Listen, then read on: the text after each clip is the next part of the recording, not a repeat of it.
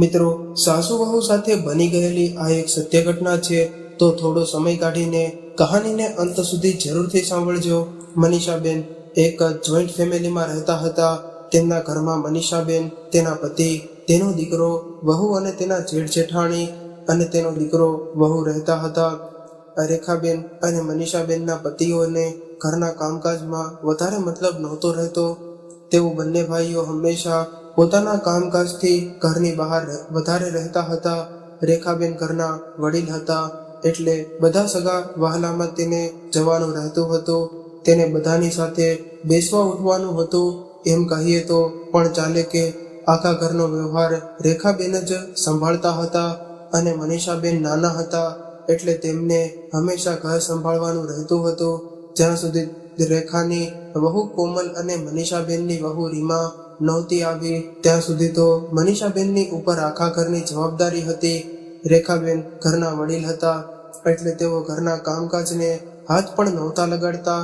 તેમનું કામકાજ તો બસ એ જ હતું. કોઈ સગા વહાલો તેમને બોલાવે એટલે તેમના ઘરે આંટો મારવા જવાનું, અને કોઈ સગા વહાલા ઘરમાં આવે તો તેમની સાથે બેસીને વાતો કરવાની.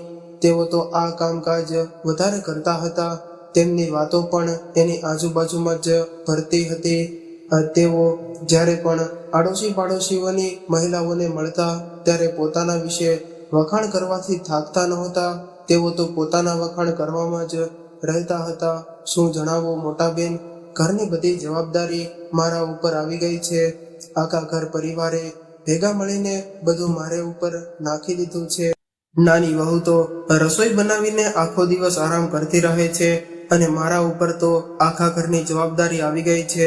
મને તો થોડો ઘણો સમય પણ આરામ કરવા નથી મળી રહ્યો. હવે હું એકલી આ બધું ક્યાં સુધી સંભાળતી રહીશ? જ્યાં સુધી આ બધું ચાલી રહ્યું છે ત્યાં સુધી ચલાવીશ. રેખાબેન જ્યાં પણ સગા વહાલામાં જતા, ત્યારે મનીષાબેનની ફરિયાદ લઈને બેઠી જતા હતા. એમ તો તેમની રોજની આદત થઈ ગઈ હતી. હવે તો આખા ગામને ખબર પડી ગઈ હતી કે મનીષાબેન કેવા છે. તેમનું આખું ઘર તો રેખાબેનના લીધે ચાલી રહ્યું છે. અને એ બધું તો હવે તો રેખાબેનની વહુ કોમલ આવી ગઈ હતી, એટલે તેમને પણ કહી રહ્યા હતા. રેખાબેનની વહુ કોમલ તેમના ઘરમાં આવી ગઈ હતી. તેના 4 વર્ષ પછી મનીષાબેનની વહુ રીમા પણ આવી ગઈ હતી. રીમા જેવી લગ્ન કરીને આવી એટલે કોમલબેન પણ ઘરનું કામકાજ કરવાનું મૂકી દીધું હતું. કોમલ તો હવે કોઈને એક કપ ચા બનાવીને પણ નહોતી આપતી. આખા ઘરનું કામકાજ રીમા એકલીને કરવું પડતું હતું. હવે તો બધું કામકાજ રીમાના માથે ઢોળી નાખ્યું હતું. સવારમાં જ્યારે ઘરનું મોટા ભાગનું કામકાજ પૂરું કરી નાખતી હતી, ત્યારે કોમલ પોતાના રૂમમાંથી ઊભી થઈને આવતી હતી. ત્યાં સુધીમાં તો રીમા બધા માટે ચા નાસ્તો અને ટિફિન પણ બનાવી નાખતી હતી. કોમલ પોતાના રૂમમાંથી આવીને સીધી જમવા માટે બેસી જતી હતી.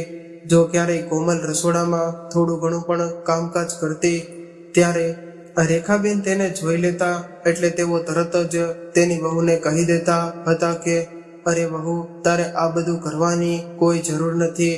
આટલી બધી ગરમીમાં તારે આટલી બધી મહેનત કરવાની કોઈ જરૂર નથી. થોડું ઘણું કામકાજ કરીને અંદરથી બહાર આવી જા. આ બધું કામકાજ તો ચાલતું રહેવાનું છે. પરંતુ જ્યારે રીમા રસોડામાં કામ કરી રહી હોય, ત્યારે કોઈ તેને કંઈ ના પાડવા નહોતું આવતું.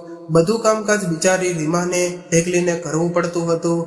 રીમા જ્યારે કામ કરતી હોય, ત્યારે મનીષાબેન તો તેને ઘણું વધારાનું કામ પણ આપી જતા હતા. હવે તો મનીષાબેનને પણ આ બધું સહન કરવાની આદત પડી ગઈ હતી. તેઓ પણ કંઈ બોલી નહોતા રહ્યા. તેમનું પણ હૃદય પથ્થર જેવું બની ગયું હતું. હવે તો મનીષાબેનના ઉપર પણ રેખાબેનની કોઈ વાતોની અસર નહોતી થઈ રહી. પરંતુ રીમા તો આજના જમાનાની છોકરી હતી. કામ કરતા કરતા પણ ગાળો સાંભળવાનું તેને જરા પણ પસંદ નહોતું. રેખાબેન તેની ઉપર ગુસ્સો ઉતારી રહ્યા હતા, એટલે એ દિવસે રીમા રેખાબેન ઉપર થોડે વધારે ગુસ્સામાં આવી ગઈ હતી. એક દિવસ તેમના ઘરે બાજુમાં રહેતા એક કુટુંબી કાકી ભારતીબેન આવ્યા હતા. તેઓ અવારનવાર તેમના ઘરે આંટો મારવા આવતા રહેતા. એમ પણ ગામડામાં એકબીજાની ઘરે જવાનું વધારે હોય છે. ભારતીબેન ઘણા રૂપિયાવાળા હતા, તેઓ અનુભવી પણ હતા. આખા ગામમાં તેમની સારી એવી છાપ હતી. તે જેવા ભારતીબેન ઘરની અંદર આવ્યા એટલે રેખાબેન તેને જોઈને ખુશ થઈ ગયા.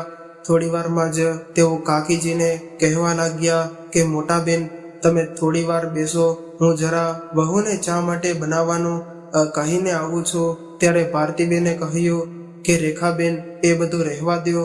શા માટે તમે તમારી વહુને હેરાન કરી રહ્યા છો? એટલે રેખાબેને કહ્યું કે મોટા બેન, એમાં હેરાન કરવાની ક્યાં વાત છે? મારી વહુ તો એમ પણ ખૂબ જ મહેનતુ છે. જ્યારથી આ ઘરમાં પગ મૂક્યો છે ત્યારથી એકલા હાથે જ એ આખા ઘરની જવાબદારી સંભાળી રહી છે. મારા પછી હવે એ જ અમારા ઘરની બધી જવાબદારીઓ સંભાળી રહી છે. બાકી તો મને બીજા કોઈથી આટલી બધી આશા નહોતી. મોટા બેન, હવે તો આરામથી ક્યાં કંઈ ખોટું બોલવાનું છે. જ્યારથી મારી વહુ કોમલ આવી છે ત્યારથી તો મને ઘણો આરામ મળી રહ્યો છે. તે બધા જ કામકાજ સારી રીતે સંભાળી રહી છે. તે ઘરના બધા કામકાજ એકલી કરી નાખે છે. એટલે ભારતીબેને કહ્યું, હા રેખા, મેં પણ તારી વહુના વખાણ કરી પરિવાર સંભળાવ્યા છે. તારી વહુ ખૂબ જ સારી છે. એટલે રેખાબેને કહ્યું કે હા મોટા બેન, વહુની બાબતમાં તો હું ઘણી ભાગ્યશાળી છું. જ્યારથી મારી વહુએ આ ઘરમાં પગ રાખ્યો છે ત્યારથી તો મારે રસોડાનું એક પણ કામકાજ નથી કરવું પડતું. નહીંતર તો આખા ઘરનું કામકાજ મારે સંભાળવું પડતું હતું. હું એટલું બધું કામકાજ કરતી કે મારી તબિયત પણ ખરાબ થઈ જતી. પરંતુ હવે જ્યારથી મારી વહુ આવી છે ત્યારથી બિચારી મારી વહુ કોમલ આ બધું સંભાળી રહી છે. એટલે બેને કહ્યું કે અરે રેખા, જો તારી વહુ એટલી બધું કામકાજ કરતી હોય તો તું મનીષાબેનની વહુ રીમાને કામ કરવાનું કહી દેતી હોય તો તેઓ બંને સાથે મળીને આરામથી ઘરનું બધું કામકાજ કરી શકે એમ છે. જો એ કામ કરશે તો તારી વહુને પણ થોડો ઘણો આરામ મળી જશે. મોટા બેન, તમે હજુ ઓળખતા નથી. આ જમાનો એટલો બધો બદલાઈ ગયો છે કે કોઈની વહુને આપણે કંઈ પણ કહી શકીએ એમ નથી. આપણે કોઈને પણ કંઈ કહેવાનો હક નથી. જો હું અત્યારે તેને કંઈ પણ કહી દઈશ તો મનીષાબેન તરત જ કહેવા લાગશે કે તમને મારી વહુ જરા પણ પસંદ નથી આવી રહી. એટલે તમે બધું કામકાજ મારી વહુ પાસે કરાવી રહ્યા છો. તમારે ગમે એમ કરીને અમારી સાથે બગાડવું છે એટલે અમારી પાછળ પડી ગયા છો. આ બધું સાંભળ્યા પછી ઘરમાં કારણ વગરનો મોટો ઝઘડો થઈ જશે. એટલે સારું છે કે બધું જેમ ચાલી રહ્યું છે એમ ચાલવા દઈએ. એમ પણ મારી વહુ કોમળ તો છે જે આ ઘરનું કામકાજ સંભાળી રહી છે. મોટા બેન, સાચું કહ્યું તો મારી વહુ ખૂબ જ સમજદાર અને હોશિયાર છે. જ્યારથી આ ઘરમાં આવી છે ત્યારથી હું ઘરનું એક પણ કામકાજ નથી કરી રહી. મેં આટલા સમયથી રસોડાની અંદર જઈને કામ નથી કર્યું. એના 4 વર્ષ થઈ ગયા છે. મારી વાત તો સાઈડમાં રહી. તે રીમાને પણ રસોડાની અંદર જવા નથી દેતી. બધું કામકાજ એકલી કરી નાખે છે અને તેને એકલા કામકાજ કરવું પસંદ છે. એટલે તે રીમાની પાસે કામકાજ નથી કરાવતી. એટલે ભારતીબેને કહ્યું કે રેખા, આ ઘરની જેટલી જવાબદારી તું ઉપાડી રહી હતી એટલી જવાબદારી હવે તારી વહુ ઉપાડી રહી છે. તારી વહુ પણ તારા પગલે પગલે ચાલી રહી છે. આ તમારા ઘર માટે સારી વાત કહેવાય. ઘરમાં એક વ્યક્તિ તો એટલો જવાબદાર હોવો જોઈએ કે જે આખા ઘરની જવાબદારી સંભાળી શકે. એમ પણ તારી વહુના સંસ્કાર ખૂબ જ સારા છે.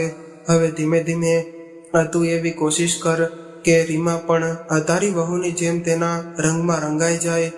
તે પણ ઘરની જવાબદારીઓ સંભાળવા લાગે. આખરે તેની પણ થોડી ઘણી જવાબદારી બને છે. મોટા બેન, એવું તો મારાથી કરી શકાય એમ નથી. કારણ કે જો હું તેને એક કામકાજ કરવાનું કહી દઈશ તો ઘરમાં ઝઘડાઓ શરૂ થઈ જશે.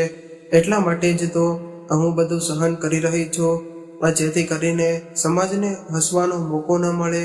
નહીતર તો આ લોકો એક ક્ષણ માટે પણ અમારી સાથે ભેગા રહેવા માટે તૈયાર નથી. બસ આ બધી વાત રીમાએ સાંભળી લીધી હતી. આ બધું સાંભળીને રીમાની આંખોમાં પણ આંસુ આવી રહ્યા હતા. કારણ કે ગમે એ દિવસ હોય, ગમે એટલું કામ હોય, સવારથી સાંજથી લઈને સાંજ સુધી ઘરનું બધું જ કામકાજ રીમા ઉપર હતું. રેખાબેન તો ક્યારેક તેની વહુ કોમલને રસોડાની અંદર જોવા પણ નહોતા દેતા અને રેખાબેનની તેની વહુના વખાણ તો એવી રીતે કરી રહ્યા હતા કે ઘરની બધી જવાબદારી તેની વહુ કોમલ સંભાળી રહી છે. બસ આ વાતને લઈને જ તેના સાસુમાં મનીષાબેનને બધું સંભળાવી રહી હતી. તેને ખૂબ જ ખોટું લાગી રહ્યું હતું. એ દિવસે રીમાએ તેના સાસુને કહ્યું કે માજી, આખરે ક્યાં સુધી તમે આમ ચૂપ રહેશો? ક્યાં સુધી તમે આ બધું સહન કરતા રહેશો? સહન કરવાની પણ કંઈક હદ હોય છે. હવે તો તમે પણ પથ્થરદિલ થઈ ગયા છો. એટલે મનીષાબેને કહ્યું કે રીમા, હવે હું શું કરું? તું જ મને કહે. હું તેમની સાથે જઈને ઝઘડો કરવા બેસી જાઉં. મારે તેમની સાથે બોલીને બગાડવું નથી. એટલે રીમાએ કહ્યું કે તમારે ઝઘડો કરવાની કોઈ જરૂર નથી. કમસે કમ તમારા પોતાના હક માટે તો તમે થોડું ઘણું બોલી શકો છો ને. ખબર નહીં તમે આ બધું કેમ સહન કરી રહ્યા છો. મારાથી તો આટલું બધું સહન ન થઈ શકે એમ નથી. હવે જો તમે નહીં બોલો તો મજબૂરીમાં મારે બોલવું પડશે. અને મને એ પણ ખબર છે કે હું જ્યારે બોલવાનું શરૂ કરીશ તો આખા ઘરને ખોટું લાગશે અને તમને પણ થોડું ઘણું ખોટું લાગશે. અને એમ પણ તમે જ્યાં સુધી છો ત્યાં સુધી મને આ બધી બાબતમાં બોલવું ન જોઈએ. માજી, તમે સમજી કેમ નથી રહ્યા? મોટા બાની આવી બધી હરકતોને લીધે આપણે આખા ઘરમાં બદનામ થઈ જઈશું. કોઈને મોટું દેખાડવાને લાયક નહીં રહીએ. આજે ભલે આખો પરિવાર એક સાથે રહે છે, પરંતુ એક સમય એવો આવશે કે બધાને અલગ થવું પડશે. કારણ કે મોટાબાની હરકતોને જોઈને મને નથી લાગતું કે બધા આગળ પણ એક સાથે ભેગા રહી શકીએ. આ બધું ઝાઝા દિવસો સુધી ચાલવાનું નથી. મોટાબા આ ઘરના વડીલ છે. તેઓ તમારા જેઠાણી છે. તેઓ હંમેશા એકલા જ ઘરની બહાર જાય છે. તેઓ બધા સગા વહાલાઓને પણ મળતા રહે છે. તેઓ ઘણીવાર બધાને આપણા વિશે ભડકાવતા રહે છે. આપણા વિશે ખરું ખોટું સંભળાવતા રહે છે. તેઓ તો ભૂલમાં પણ ક્યારેય પણ તેની વહુ વિશે ખરાબ વાત નથી કરતા. એમાં તો ક્યારેય કોઈ ભૂલ નથી કાઢતા. બસ ભૂલ તો આપણી બંનેની જ કાઢતા રહે છે. માજી, હું તો તમને એટલું જ કહી રહી છું કે હવે તમે પણ થોડું ઘણું બોલવાનું શરૂ કરો. નહીંતર પછી હવે હું બોલવાનું શરૂ કરી દઈશ. કારણ કે હવે મારાથી વધારે આ બધું સહન નથી થઈ શકતું. આટલું કહીને રીમા પોતાના સાસુમા ઉપર ગુસ્સે થઈ રહી હતી અને મનીષાબેન વહુની વાતો સાંભળી રહ્યા હતા. બિચારા બોલે તો પણ શું બોલી શકવાના હતા? કારણ કે વહુએ કંઈ ખોટું નહોતું કર્યું. તે તેના સાસુમાને કહી રહી હતી કે માજી, તમે શું વિચારી રહ્યા છો? આપણે આખા ગામની અંદર બદનામ થઈ જઈએ. તમે શા માટે કંઈ બોલતા નથી? તેમને આટલું બધું બોલવાનો હક કોણે આપ્યો છે? તેને તો આપણને આખા ગામની અંદર બદનામ કરી રાખી છે. મારી સહન કરવાની પણ કંઈક હદ હોય છે. હું તમારી જેટલી મહાન નથી કે હું બધું સહન કરતી રહું. કમસે કમ તમારી પોતાની ઇજ્જતને ખાતર તો થોડું ઘણું બોલવાનું શરૂ કરો. વહુની વાતો મનીષાબેન એક ધારા સાંભળી રહ્યા હતા. વહુનો ગુસ્સો પણ તેમની જગ્યાએ સાચો હતો. પરંતુ મનીષાબેનને ખબર હતી કે જો તેઓ રેખાબેનને કંઈ પણ કહેશે તો રેખાબેન તેને બધાની સામે બોલીને ચૂપ કરાવી દેશે. એટલા માટે મનીષાબેન તેની વહુને શાંત કરવા માટે કહ્યું. મનીષાબેને તેની વહુને સમજાવતા કહ્યું કે વહુ બેટા, તું ચિંતા ન કર. તારી વાત પણ સાચી છે. હું થોડા સમયમાં કંઈક કરું છું. થોડો ઘણો વિચાર કર્યા પછી મનીષાબેને રીમાને સાંજે તેના પિયરમાં મોકલી દીધી. રીમા પોતાના પિયરમાં જતી રહી. એટલે ઘરમાં સૌથી મોટું કામ રસોડાનું હતું, જે રીમાના ગયા પછી મનીષાબેનને કરવાનું હતું. કારણ કે કોમલને તો તેના સાસુમાં રસોડાની અંદર 10 વાગ્યા પહેલા જવા પણ નહોતા દેતા. મનીષાબેને સાંજની રસોઈ બનાવી નાખી હતી. એમાં કોમલે રસોડાની અંદર આવીને થોડી ઘણી મદદ કરાવી હતી. એ રાત્રે બધા જમી પરવીને સૂઈ ગયા હતા. કોઈને કંઈ વાંધો નહોતો, કારણ કે ઘરનું કામકાજ તો પહેલાથી જ જેમ જ થઈ રહ્યું હતું. મિત્રો, આ ઘટનામાં આગળ શું બનવાનું છે એ જાણવા માટે અમારી સાથે કહાનીના અંત સુધી જોડાયેલા રહેજો. અને જે મિત્રોએ હજુ પણ અમારી ચેનલને સબસ્ક્રાઇબ ન કરી હોય તો તે મિત્રો સૌથી પહેલા અમારી ચેનલને સબસ્ક્રાઇબ કરી બેલ આઇકનને ઓલ પર સેટ કરી દેજો, જેથી અમારી દરેક અવનવી કહાનીની માહિતી આપને સમયસર મળતી રહે. અને વિડીયોના અંતમાં જય શ્રી કૃષ્ણ જરૂરથી લખી દેજો. ભગવાન દ્વારકાધીશની અસીમ કૃપા આપના પરિવાર પર સદાય બની રહેશે. મિત્રો, તે દિવસે બીજા દિવસે મનીષાબેન ઉઠ્યા નહીં અને સવારના 8 વાગી ગયા હતા અને રસોડાનું હજુ સુધી બંધ હતું અને ઘરમાં કચરા પોતા પણ નહોતા થયા. થોડી ઘણી સાફ સફાઈ પણ નહોતી થઈ. ત્યાં સુધીની વાત કે રસોડાની અંદર કોઈએ જઈને એક કપ ચા પણ નહોતી બનાવી.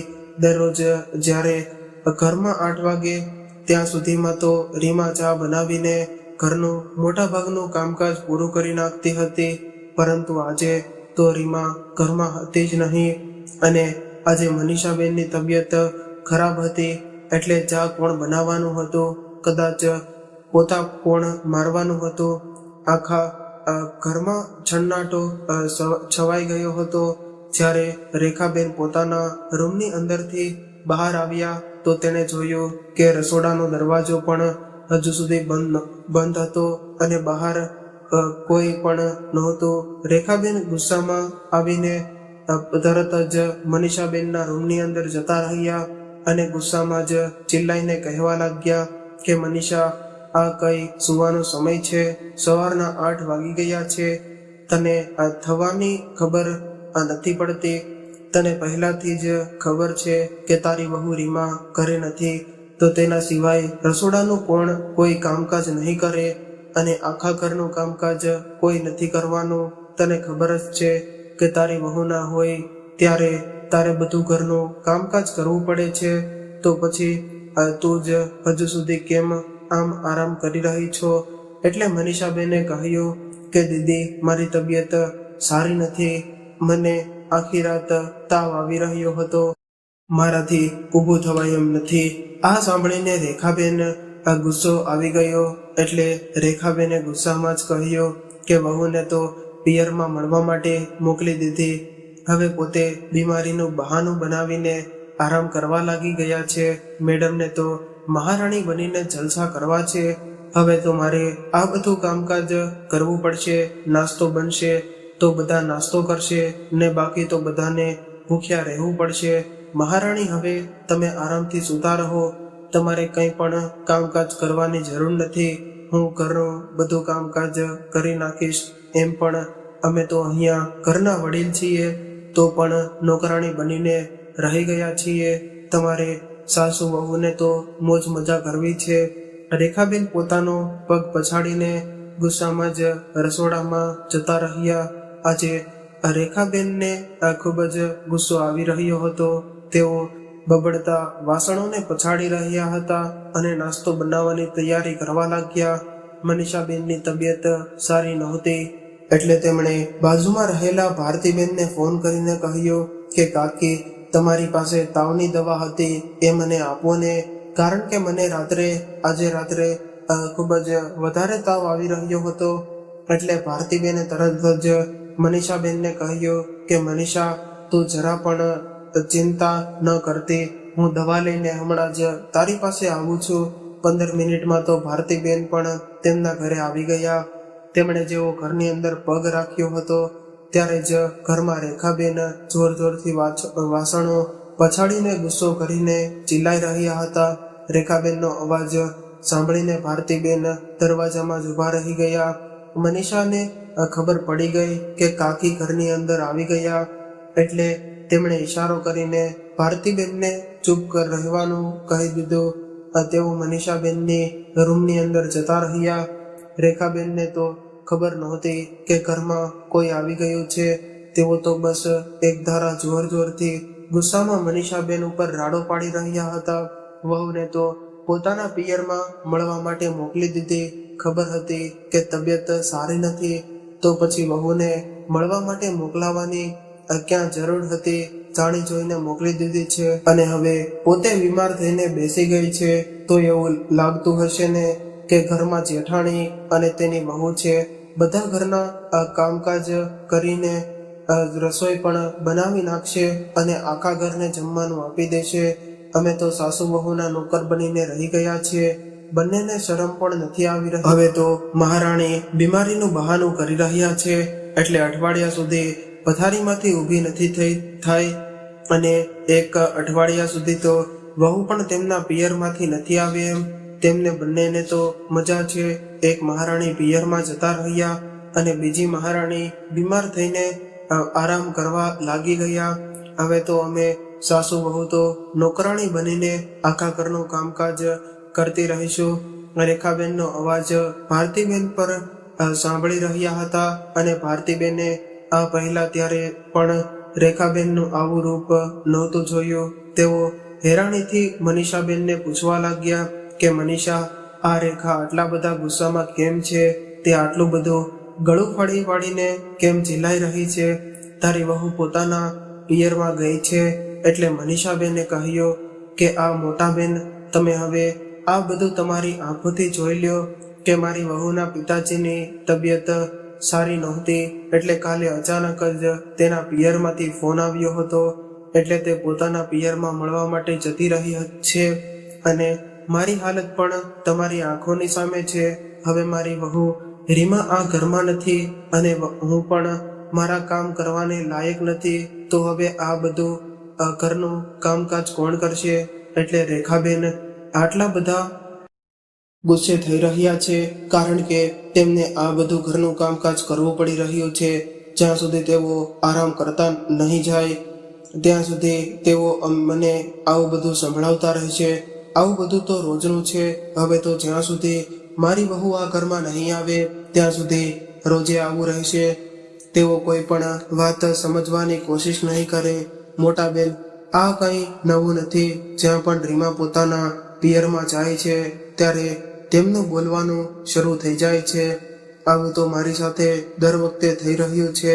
એટલે ભારતીબેને કહ્યું કે મનીષાબેન, એમાં ક્યાં કંઈ મોટી વાત છે?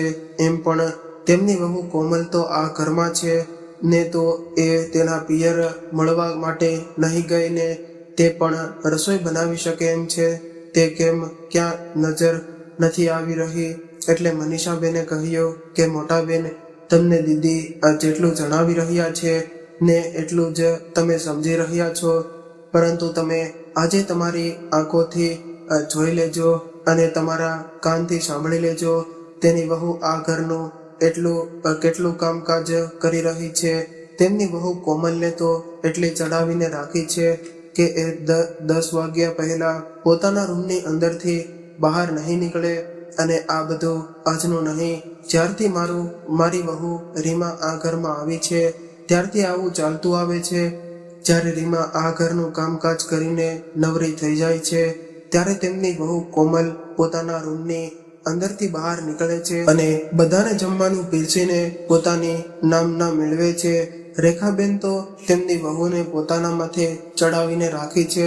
તેમણે તો તેમની વહુને એટલી શિખામણ આપીને રાખી છે કે તે જાણી જોઈને પોતાના રૂમની અંદરથી બહાર નથી નીકળી રહી. અને હવે તો તેમને પોતાને પણ હિંમત નથી થઈ રહી કે તેઓ કોમલને અવાજ લગાવીને બોલાવી એકવાર પણ કહી શકે એમ નથી કે વહુ બેટા, આજે ઘરમાં કોઈ નથી. એટલે તે રસોડામાં જઈને બધા માટે રસોઈ બનાવી નાખે.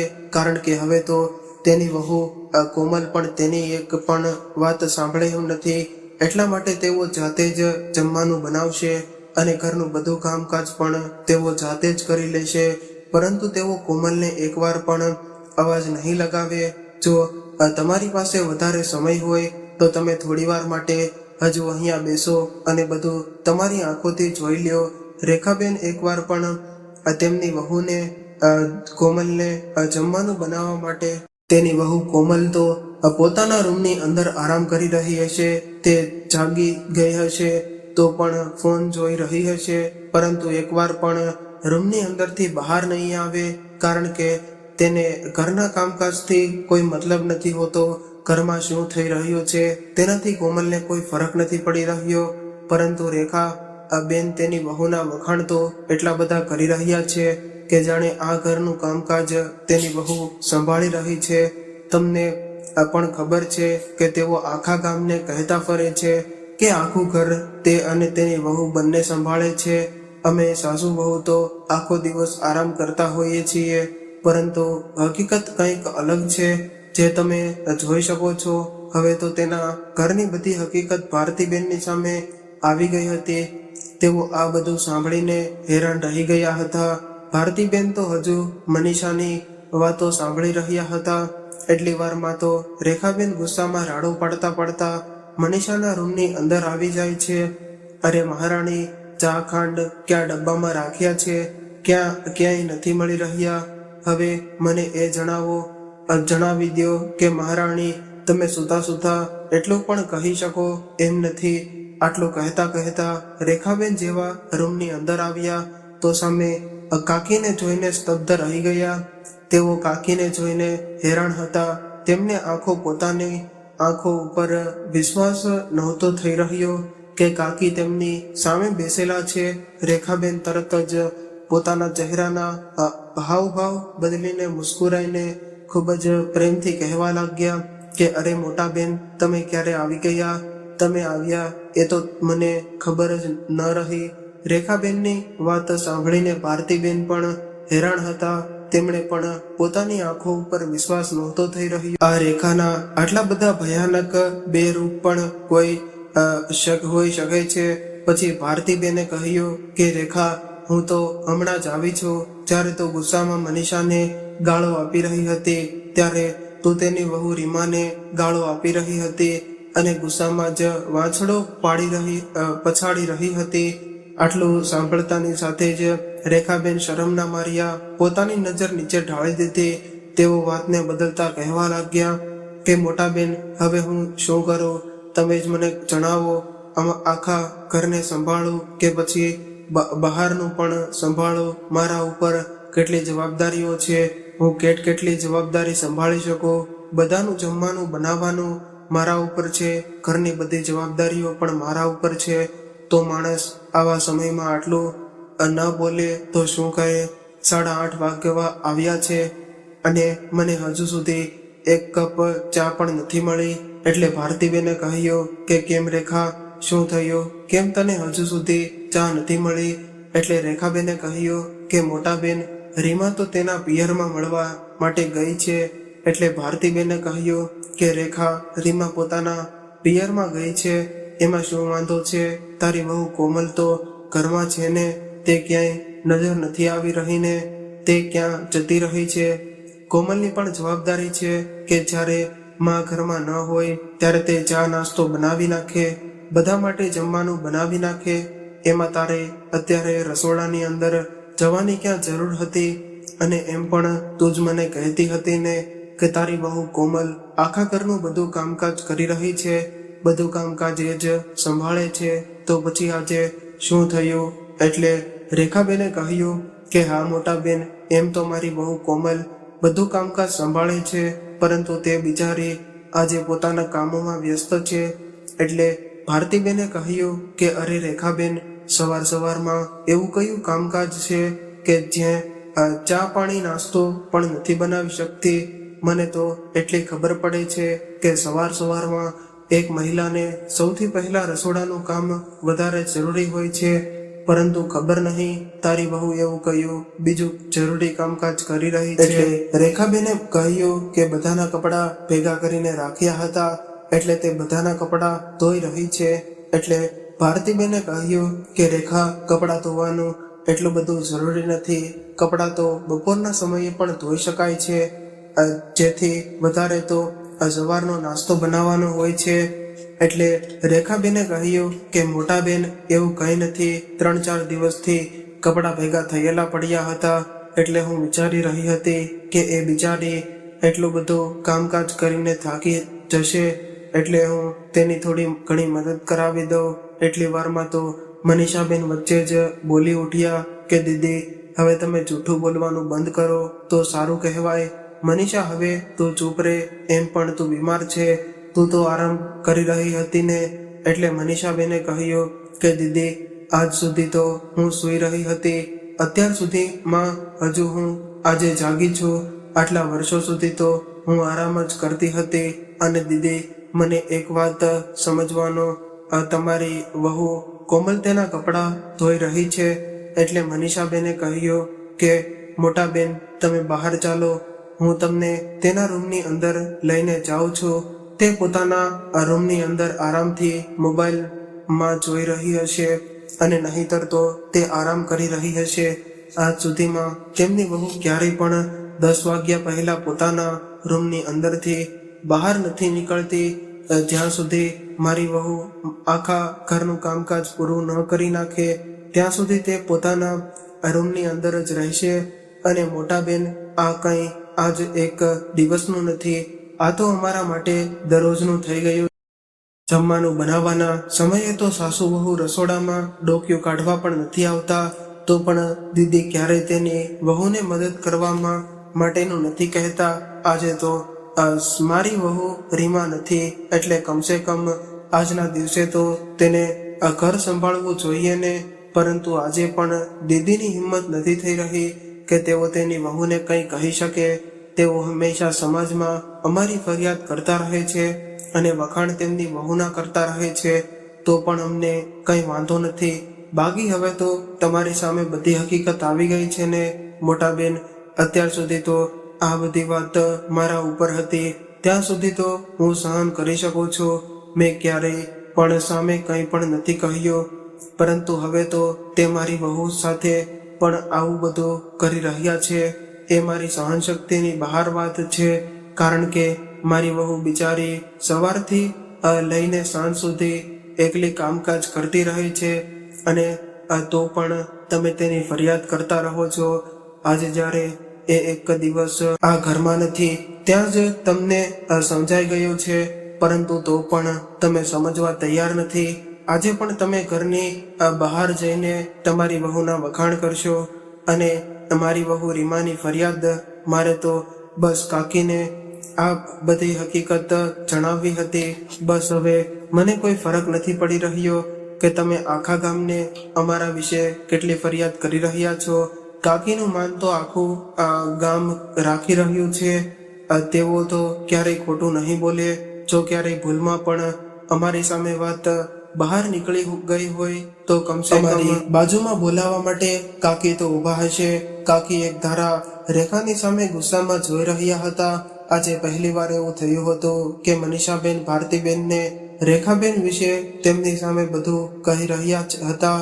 તેઓ પોતાના માટે કંઈક બોલી રહ્યા હતા અને આજે કાકીએ પણ પહેલીવાર રેખાબેનનું અસલી રૂપ જોઈ લીધું હતું. હવે તો રેખાબેન ક્યારેય પણ ભારતીબેન અને ગામના લોકોની સામે મનીષાને તેની વહુ રીમાની ફરિયાદ નહોતા કરી શકવાના, કારણ કે આજે તે એટલી બધી ખરાબ રીતે ફસાઈ ગયા હતા કે તેમના મોઢામાંથી એક શબ્દ પણ બહાર નહોતો નીકળી રહ્યો.